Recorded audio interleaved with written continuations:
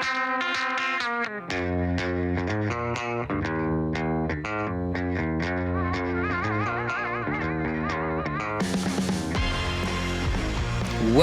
back to the best hair in all of podcasting. The What Podcast? Lord Taco, Barry Quarter. I'm Brad. Welcome in to yet another episode about very little. Barry, Taco, how are you guys? The show that won't go away. Yeah. Please, God, go away. Please, God. Yeah. How are you guys? I'm doing great. Doing great. What is that going on behind you? Wait, you're on the bus. Taco, what's happening? No, this is where I do the Twitch streams from. Oh my God, we're inside of his homeland. Barry. There's going to be a little blue princess on that screen right behind him. Yeah. Keep watching. A blue-haired mom will pop out of a closet any moment now. Blue-haired mom. Hey, Barry, do you know what's crazy? How long have I known Taco? I've never been to his house. Wow. That's a good one. Isn't that crazy? Yeah. I've never been there either. Well, it's like Barry. You'd have to leave. You'd have to leave the state. Yeah, Barry, it's a different state. You're not coming. But of all those times, like the only thing I think I did, they showed up to your driveway once. I think that was about it. I think so. Yeah. Yeah. Did he meet you? Did he come enough. running out? Did he come running out and meet you? Yeah. Yeah. I actually went to Brian Stone's house the other day and he wouldn't let me in. He said, I'll be out. Text me when you're here. I'll come out. Yeah, Taco wouldn't let me in. He sent one of his ladies out. He sent one of the ladies out to get me. And the thing about Brian's house is that the reason why he won't let you in is that he's got some sort of body in there. I mean, he has got some sort of... I'm not saying he's Jeffrey Dahmer. I know what you mean by body. I think he's cutting up some sort of raccoon in there in some form or fashion. I know what you mean by body. Yep, I've been in his garage. That's the closest I've gotten. I think I picked up carpet. Boy, all of that sounds really sexual. Everything that you just said sounds very oddly. Oh, I got in his garage and picked up his carpet. Picking up carpet. That's what you mean by body. There's somebody in there and he can't remember her name. And he doesn't want to have to try to introduce you.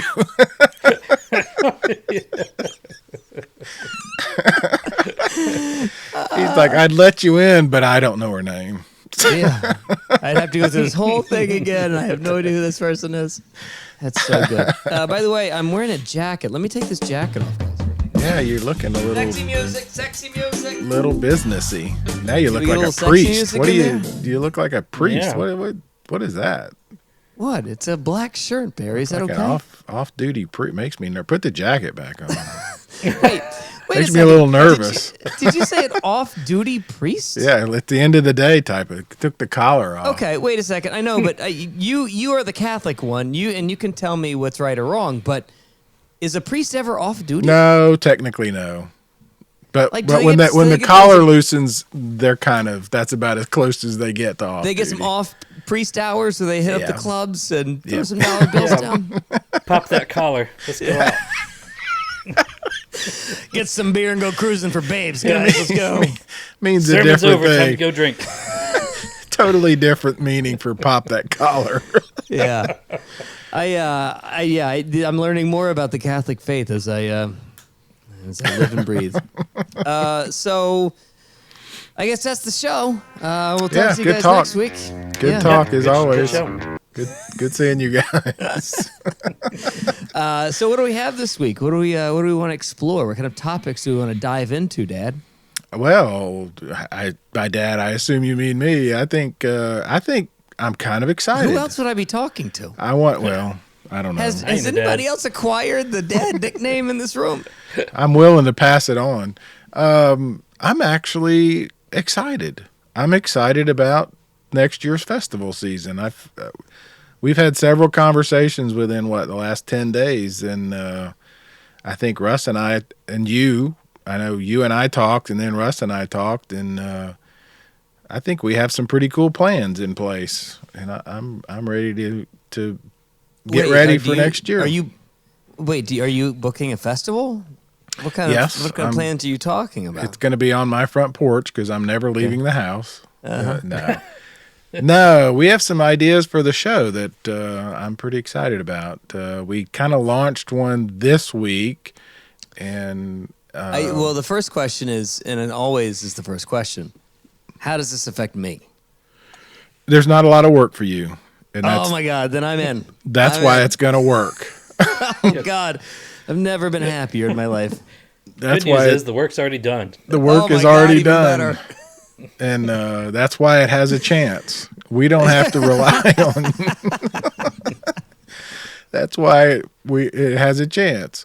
What we're going to do, we've been talking with the folks at Consequence and then among ourselves, and we've realized we've been doing this 4 years, going on 5, and we have a lot of great material in the bank. And so what we're going to do is go back. No money, but material. Different kind of bank. Got Cash. Yeah. Got it. Yeah. No money. But we're going to bank go. is empty. Yeah. Somebody's bank is not. Somebody but ours is not, is. but ours is. We're going to go back and listen to some of our previous shows and pull clips and put those out as bonus material during sort of this quiet time. I mean, let's be honest. The big festivals are done. The rumor mill will start up pretty soon, and then in January, typically, we'll start getting festival lineups, and that's kind of the beginning of our next season. But we thought we have all this material, and it's all, I call it evergreen. It's just as relevant today as it was when we did it, with band interviews and industry people interviews. And so maybe not our Bonnaroo picks. Maybe that's not the right. most... No, or lineup. Let's go back to my 2020 picks. Yeah, we're not going to go back to that, or who's on the lineup or who's not on the lineup. Those things won't. But when we interview a band that is on, a 2019 or a 2020 lineup, we didn't necessarily talk about that year's festival. We talked to the band about their music, so it's still relevant. So we're going to start putting that stuff out, and how much content are you talking? How long are these little snippets going to be? 2, 3, 4, 5 minutes. I think 5 is probably a good number. Well, if it's 5 minutes, we could call it a high five. See, I think that's a great idea. See? We could call it the What Podcast. And high you said five. I didn't have any responsibilities here whatsoever. You're the idea guy. You're a giver. If you did 2, maybe it's a 5 minute and a 5 minute. You had a 10-minute segment. You could call it a double high five. Double high five. See, that's why you're the. That's why you're the man. Cash or credit. It will be cash or credit. Yeah. Show up, give the idea, and disappear. Yep. Yeah. You come up with the idea.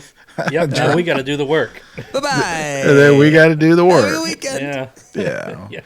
No, You've I'm just excited described about my it. entire career. That's been my entire career for 20 And look years. at you. Look at Yeah. you.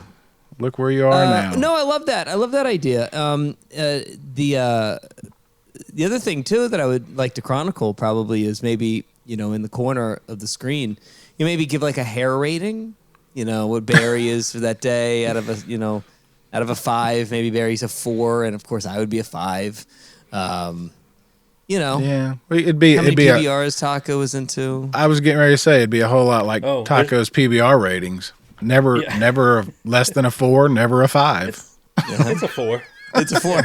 It's 4 out of 5. I mean, it's just PBR. Okay, out of that, that's a great point. You put one of these out last week, right? And it was with Ashley Capps, right? Yep. Okay, so I'm sure Taco, you listened to it, you watched it. Out of 5, how many stars do you give that snippet? That was a 5. Oh wow, I thought it'd be a 4. I thought they'd always be 4s. It's not PBR. No, it's even better than PBR. How about that? We still haven't even won an award.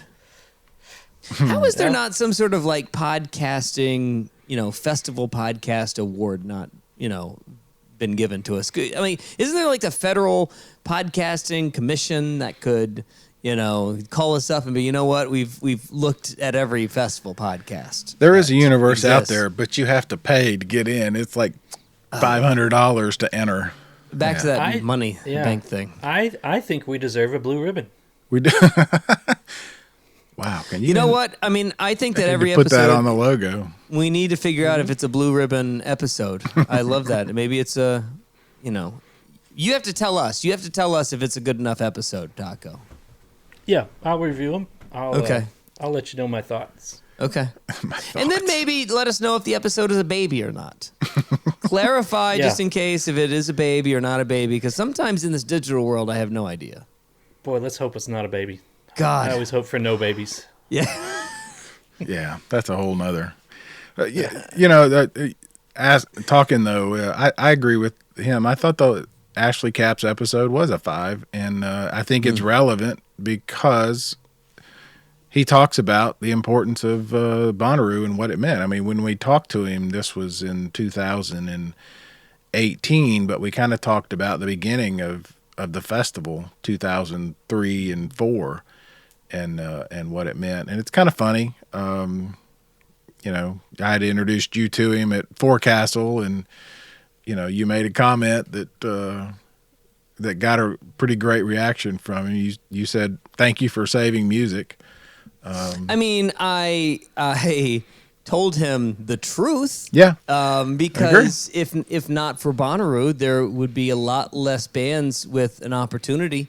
It rejuvenated the entire festival scene that would take over the next decade and a half. Yeah. Not just the festival scene. And I think he and you make the point that people like us wouldn't know about certain bands if it weren't for festivals. Portugal the Man, I think, was the example.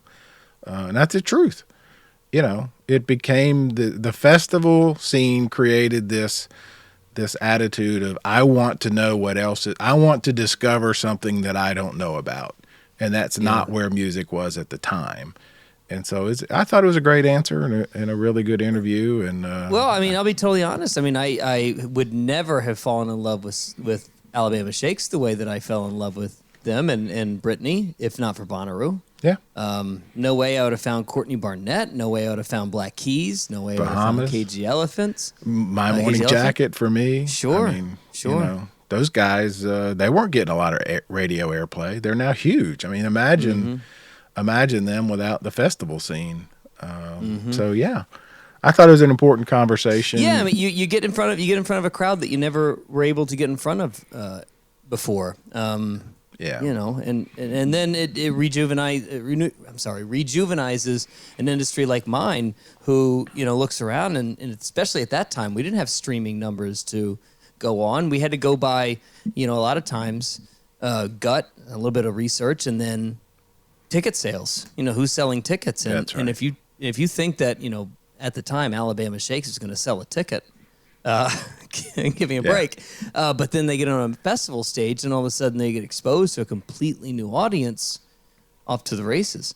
Yeah, I mean, look, I don't know. It turns out I tend to bloviate just a tad bit on occasion. So you could rightfully accuse me of maybe overstating it a bit, but I think that you understand the point that I was trying to make. Oh, I thought it was spot on, and Ashley's answer is spot on. And not to pat ourselves on the back, though that's exactly what we're doing. We've had some great interviews with people within the industry. That he Ashley being one of them. There's a lot of other ones, from artists to industry people, and we just thought, man, we need to find a way to get that back out there. And in a short way, you can listen to just 5 minutes. And if you're interested, you can go back and listen to the whole thing. We'll have links and all that sort of stuff. So good. Yeah. Especially if you just found the show, if you just started listening, last year or something. Exactly. We do have a lot of content that we want to try to bring up. And a lot of inside jokes that you're going to have to catch up on. Because we have really hit the gas on the inside jokes. Yeah, there's a whole vernacular to learn. Yeah, but it's fun, and if you love festivals, we hope you love the show. And again, to give Taco a bunch of credit, he continues to tweak the website. You've added some new things just this week, right? I have. We have a search now because we've got so many episodes that sometimes it's hard to remember what we've gone back to talk about. So search them up. We've added some little timestamps to certain episodes that have Ooh, like key moments to go in. timestamps. Yeah. Big time. Ooh, that's very clever. Look at you. The search feature is nice because I have no idea what we've done. I have no earthly idea. I mean, Barry brought up an interview earlier today. I was like, I don't remember doing that. Yeah, I know. Me either. Yeah. We're up to like 130 something episodes at this point. Oh, God so almighty, you're yeah. kidding me. No. Stop it. Yeah. I'm sorry, but seasons? neither one of you is that interesting that I want to hear I mean, 135. we blew past our 100th episode and didn't do anything special. Correct. Oh, man. All right, well. Wow. Sort of like your Christmas present. I can just do it late. Yeah. We'll hit the next 100. How about that? All right, so outside of the we got a clip for today. Are we going to do a high five today? Yeah, but I don't know what it'll be yet. Okay, good. That's a good. love We're gonna being have prepared. one. We'll right, definitely have one. I think Russ and I, Brad, you won't have to do anything. So Oh God, just keep saying that, and I I feel so know. much better. I think Russ and I we're gonna figure out what it's gonna look like and all that. So we'll definitely have one for today, and then we'll probably do these for the rest of October. And a little bit into November, and then we are currently lining up pretty cool guests to kick off November. I've been talking with some of the folks over at Live Nation about some of the plans that they have for next year. And we're going to have some guests on our show that will announce some big changes that they have in store. What do you mean? You're being awfully vague. I am being I'm vague not because following. they're still trying to work out the details. But Who is they? people at the folks at Live Nation, the people that put Okay. on Bonnaroo. Okay. Some of the same people that we talked with from Moon River, the local Chattanooga festival. It's all kind of Live Nation, C3, AC Entertainment.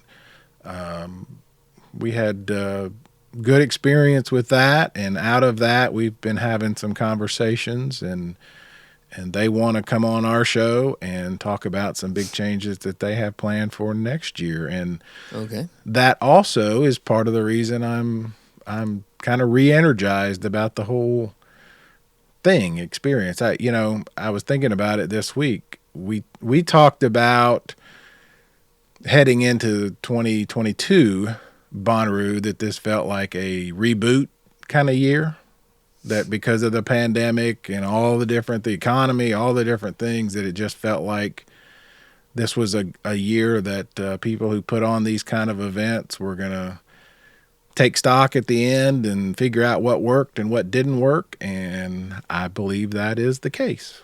I think that's, and I know I'm being vague, but I think that you're right. Well, yeah, you are being vague, but I think that you're right. I don't know if I'm as confident that it's going to get any better next year.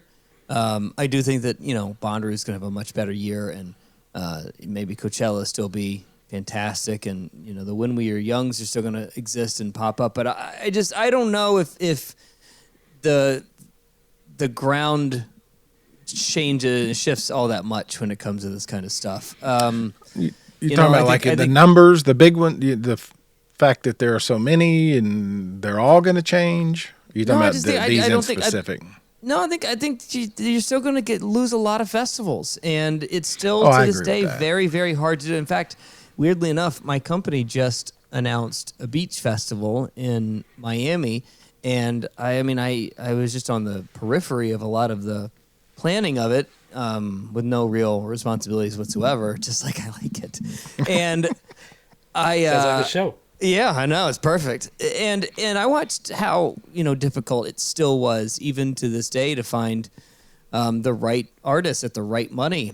Everybody is so booked, and everybody is trying to get what they can. And I'll be honest, it hasn't stopped even through the first of next year. The first quarter of next year is just as busy and just as overloaded with 5, 6, 7 holds in some rooms. I don't know. I don't know if it lightens up, and I don't know if it gets unclogged. I just don't know. I don't disagree with that. It's a macro versus micro thing. I guess I agree with you. I think we'll probably lose a lot. I think that the economy will fix that. The market. I guess what I'm thinking of is we have too many to begin with. correct. What I'm thinking of is the ones that will survive are the ones that are taking a really hard look at how they do things as it relates to the fan experience. And the ones who figure it out and fix it are the ones that are going to survive.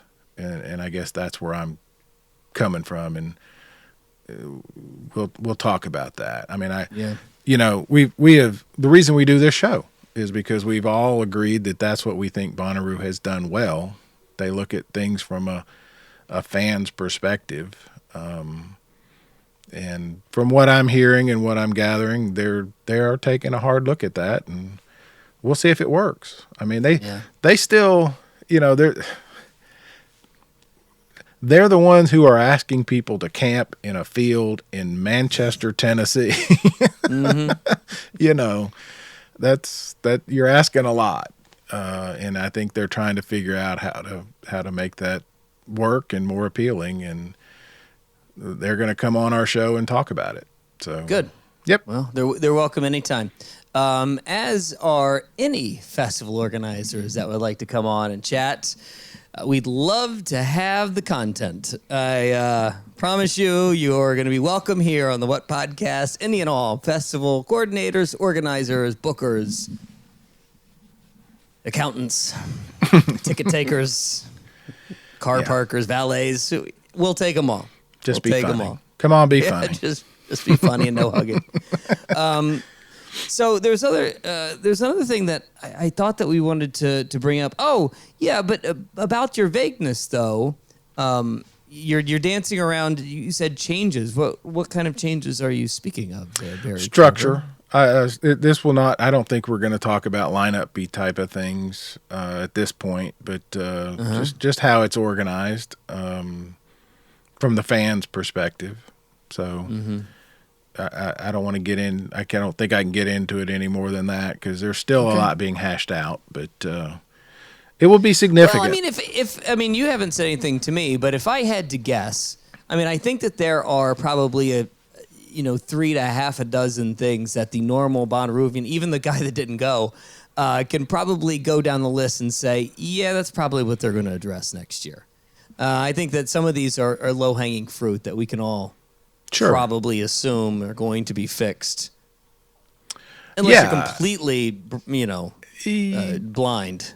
Yeah, I mean, what was the biggest topic last year? I mean, I'll go ahead and what was the biggest chatter last year? The second toll booth or the second entrance. I bet that gets fixed. Yeah, I would be very comfortable. Hey, by the way, in saying I bet that gets fixed. Yeah. By the way, what was the did we talk about this or not? How did you guys like the jam tracks? We never used it because the word we got was it was just so awkward. It was a what do you mean? It was a singular loop, and it was. I don't understand. So it was just you make a it loop. Sound like it was a hamster wheel. Well, it was so.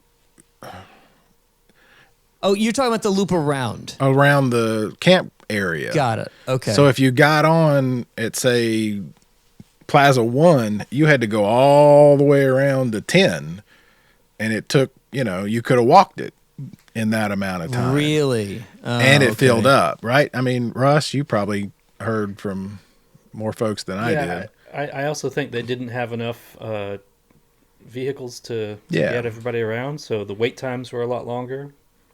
Yeah. So, I mean... Great in theory. And it's something that can just get better. Just get fixed. Yeah, have them going two-way. I mean, there's all kinds of... a lot of it is... some of that is probably related, if you remember, to staffing. The numbers were so low, they didn't have the same number of volunteers and gates and all of that. So, in your opinion, and you're probably reading between the lines, in the conversations that you've had, do you think that they know do they know a cause to why the numbers were down last year? Do you think they know why? I think they have theories, absolutely. Okay. Absolutely. But yeah, but yeah, and quite. Well, I mean, theories are one thing. Do they know? What? Well, Everybody has theories. I mean, you can theorize all you want to, but a company that big, they're not doing dollars and cents based on theories. I think they have a really good idea. Yes. Okay. Yes. And well, if they do, 'cause the reason I ask is if they do, that's an easy thing to identify as something to be fixed. Yes.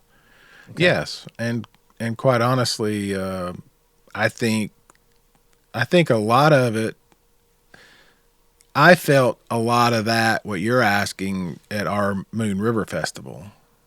What do you mean? As we said in our last show, 3-4 weeks ago, when it rained out, they came immediately and announced we're going to give refunds, and then they gave them within 8 days.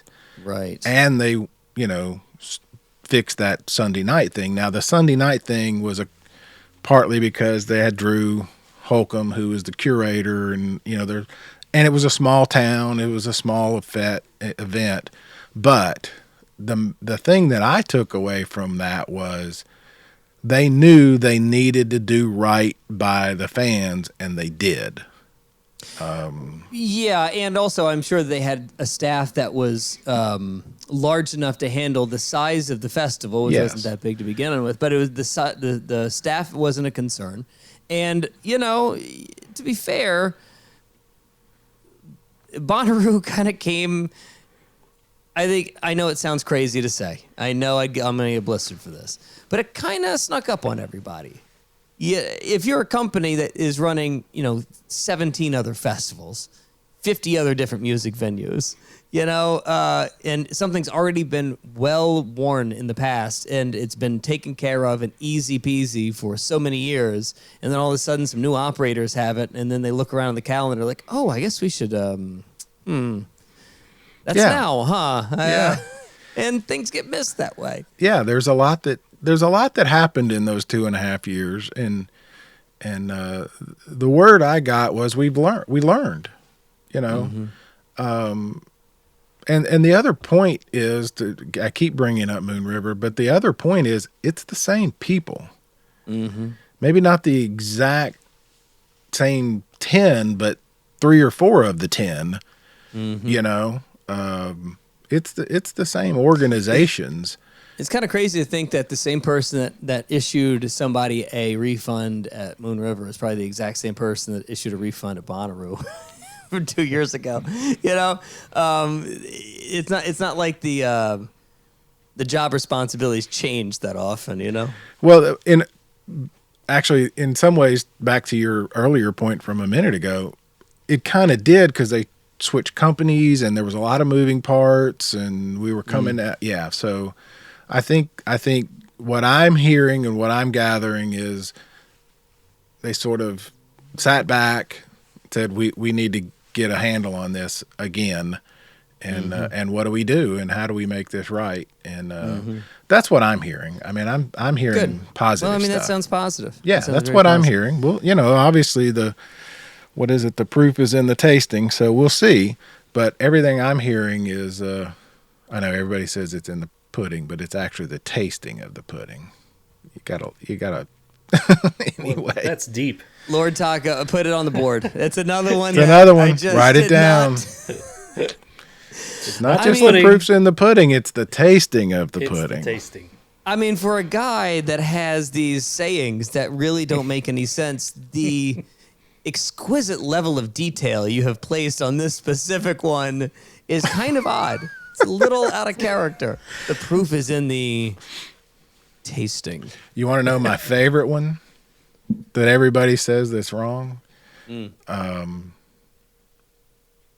can't even remember it. Good, nailed it. I just went blank. Okay. I'll think of it. Keep talking. I'll think of it. Mm-hmm. I mean, the one that it'll never get right.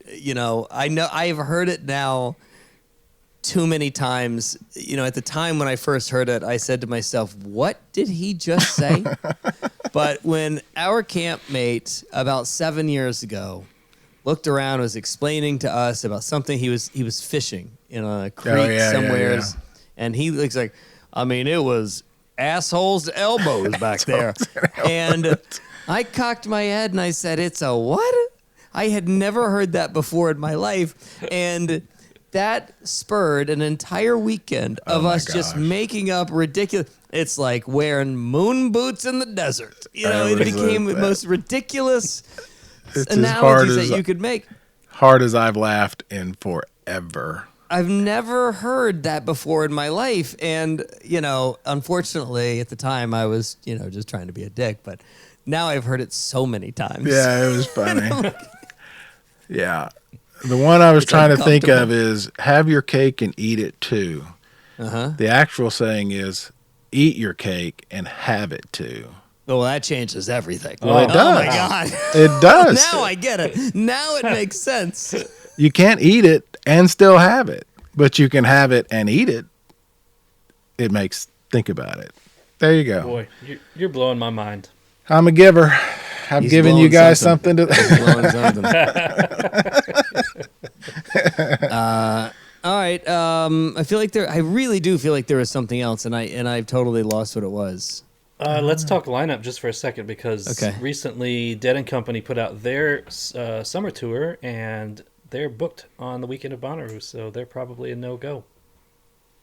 You know what? Got dates. I'm glad you brought that up. The other thing too, you know, I made some pretty forceful demands a couple weeks ago, and I'm gonna be 0 for 1 because Rage Against the Machine, that's not happening. I mean, that dude's leg is not going to be ready in time for Bonnaroo. So, man, I'm stunned because you were, you know, your plea was passionate, logical. I mean, forceful. Yeah, I mean, I can't believe they didn't make the call right then and there. I guess you're not going. Yeah, you know, that's tough. Didn't work.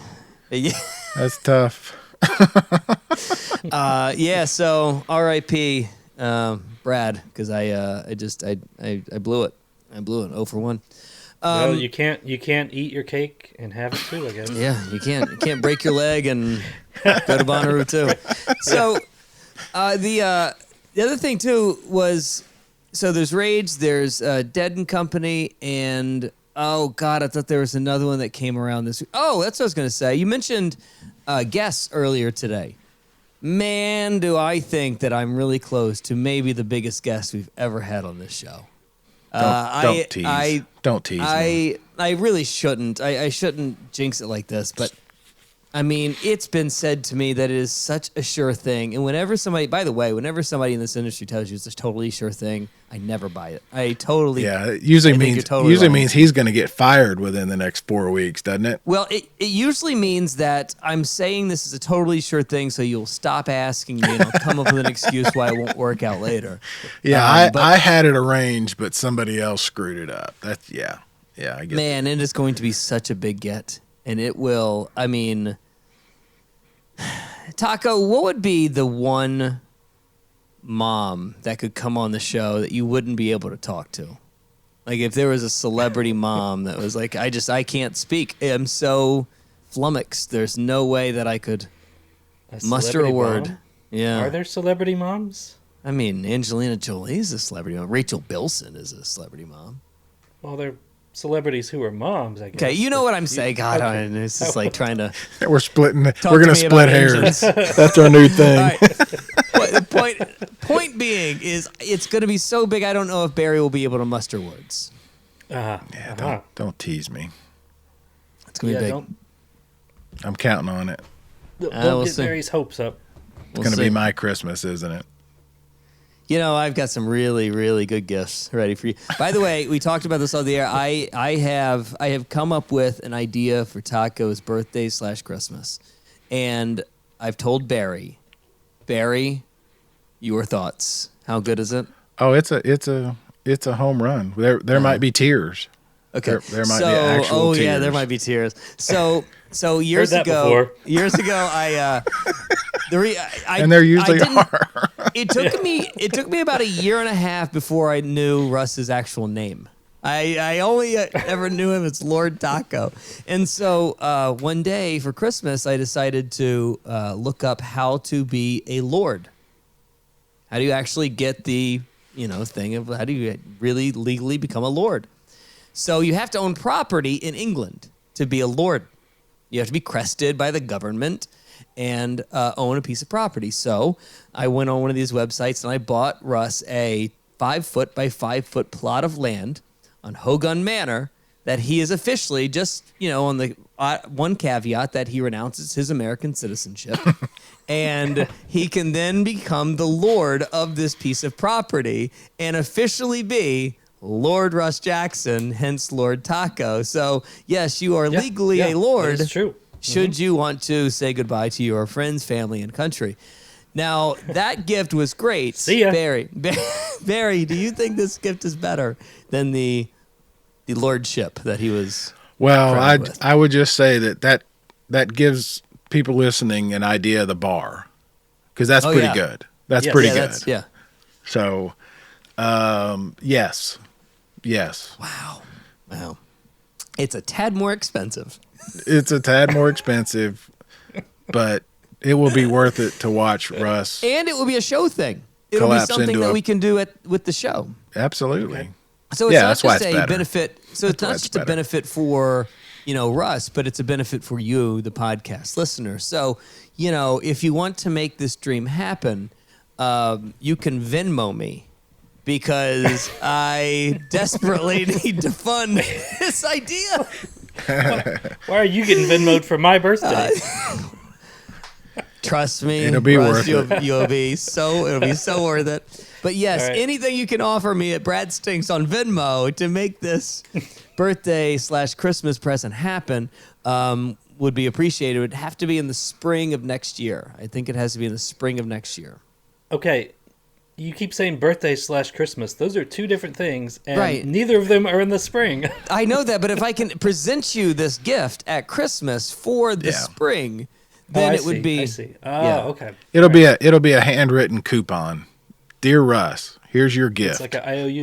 Okay, guys, I'm not trying to be Mr. New York all of a sudden, but in one show, I have heard the word vehicle and coupon. Well, how do you say it? Vehicle and coupon. Coupon. Yeah, those are wrong.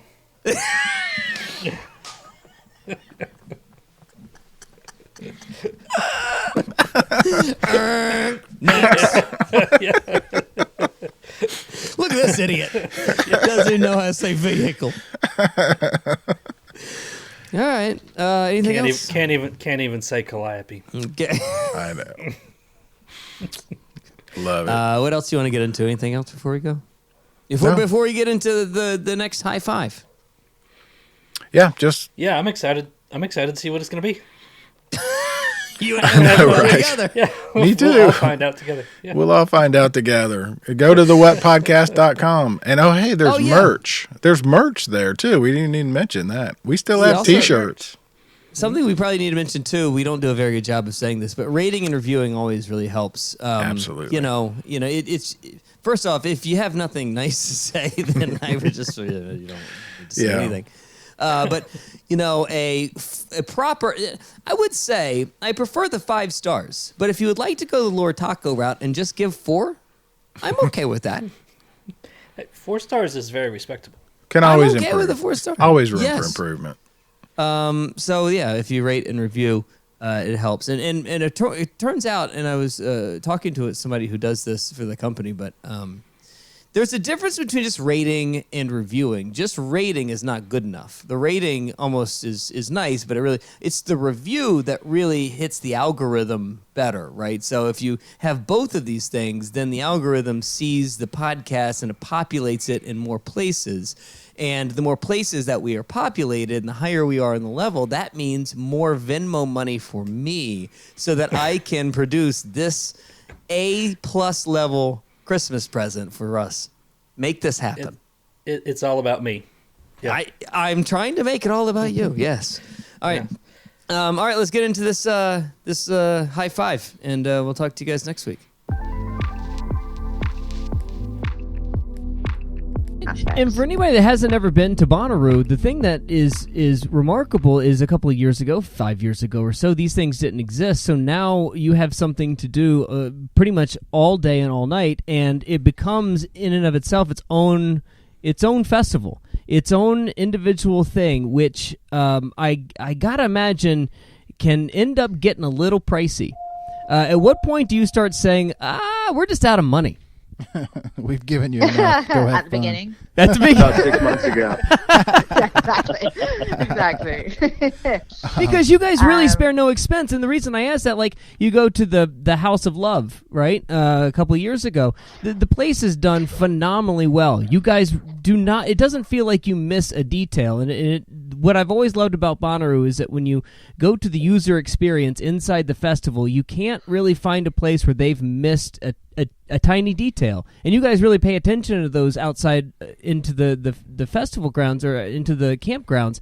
And I gotta imagine at some point you're like, well, how can we just do this for free, right? How can we just arts and crafts our way to making this work? And that to me requires an amount of energy, bodies, human beings, hands, creativity that can't all be done with just 3 or 4 people, right? I mean, totally. It's definitely a heavy lift. We're very lucky that the Columbine team, including Bobby, has some really, really awesome relationships. And so it's a balance, right? Like, obviously we have a budget, but then we have a huge plethora of artists that are already playing the festival that hopefully, because Bonnaroo is a little out of the way, a lot of them are sticking around for the weekend and see these opportunities as something exciting and different and a great marketing moment for them. And so it's a little bit of both. It's working with Bobby and their team to figure out how we can use their relationships and people, artists on site that are reaching out to them that might want to do something different or are like, hey, we're going to be there all weekend. Is there a way to get a little bit of extra cash? And then obviously some of it is just kind of going for the big ones and just seeing if we can figure out a way to get them to understand what it is and do something different than what they're normally used to doing. I want to come back, Sophie, to the plazas and all of that, but I want to ask Bob some of the same questions. Is it Bobby or Bobby? Which do you prefer? Oh, either one's fine. Bobby's fine. Okay, you got it, Robert.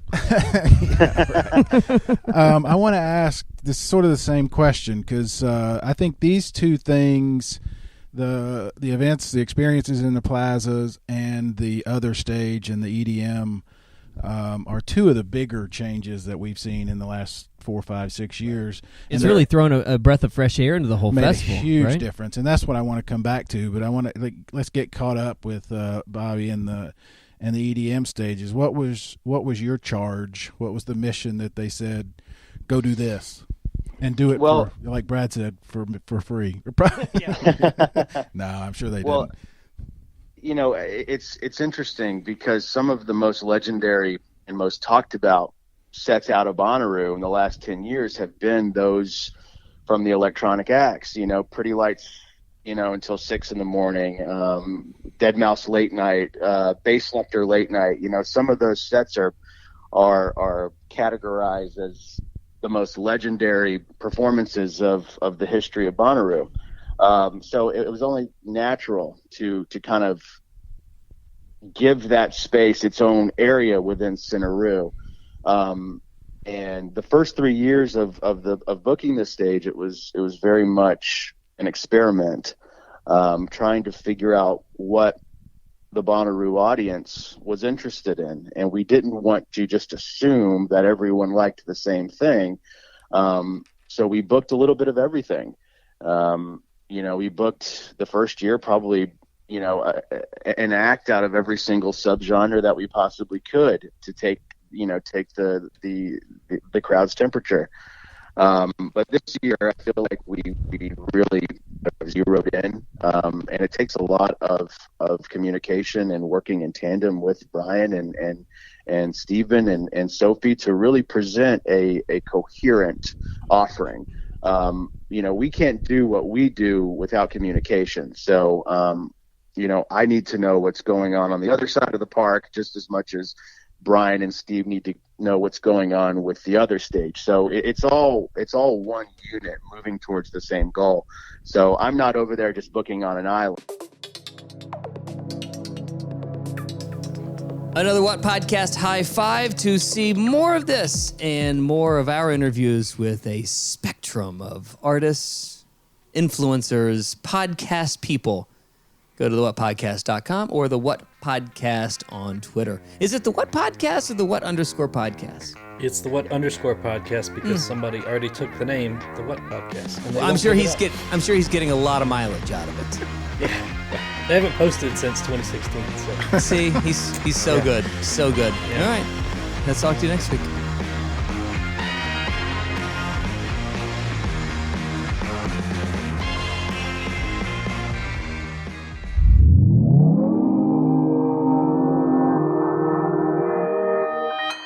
Consequence Podcast Network.